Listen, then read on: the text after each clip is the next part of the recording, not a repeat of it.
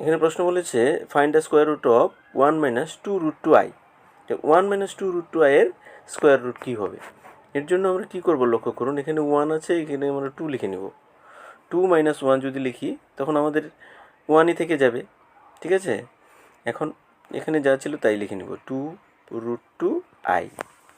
লক্ষ্য করুন, এখন এই 2কে আমরা রুট 2 হোল স্কোয়ার লিখতে পারি, রুট এবং স্কোয়ার ক্যান্সেল হয়ে যাবে, এবং এই 1কে আমরা আই স্কোয়ার লিখতে পারি, কারণ আমরা জানি যে I square is equal two -1।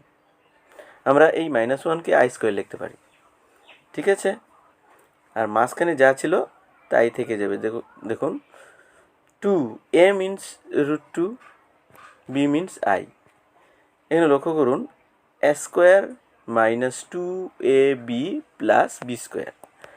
তো এখানে আমাদের a minus b whole square formula একটি তৈরি হয়েছে।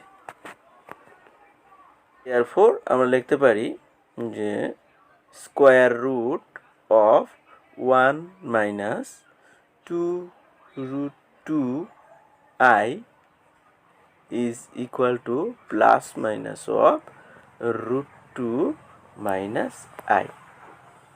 এটি আমাদের স্কোয়ার রুট। আশা করি সবাই বুঝতে পেরেছেন। ধন্যবাদ থাকলো সবাইকে। এই ধরনের ভিডিও পাওয়ার জন্য আমার এই চ্যানেলটিকে সাবস্ক্রাইব করে রাখবেন।